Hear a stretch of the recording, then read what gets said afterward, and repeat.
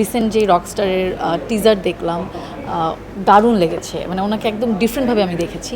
আমি দুটো চলচ্চিত্র করেছি এখন পর্যন্ত, কাজল রেখা এবং উৎসব। সো দুটো কাজই আমার ক্যারিয়ারের দুটো বেস্ট কাজ মানে সিনেমাতে। আসলে আমার মনে হয় যদি আমি সিনেমা করি, এমন সিনেমাই করব যেটা আসলে মানুষের মনে থাকবে, আলোচনায় আসবে, কাজটা নিয়ে মানুষ কথা বলবে, চরিত্র নিয়ে মানুষ কথা বলবে। তো এই দুটো সিনেমা আমার জন্য তেমন। এখন এরপরে কি সিনেমা আমি জানি না, যেহেতু আপনি শাকিব খানের কথা বললেন, উনি মেগাস্টার একজন।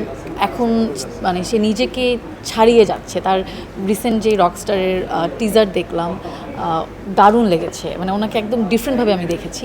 সো কেন কাজ করতে চাবো না, অবশ্যই কাজ করতে যাবো, যেহেতু আমিও সিনেমা করছি, ভবিষ্যতে সিনেমা করার ইচ্ছা আছে। কারণ প্রত্যেকটা আর্টিস্টেরই একটা স্বপ্ন থাকে যে সে বড় পর্দায় নিজেকে দেখবে। সো আমিও সেটা ব্যতিক্রম না।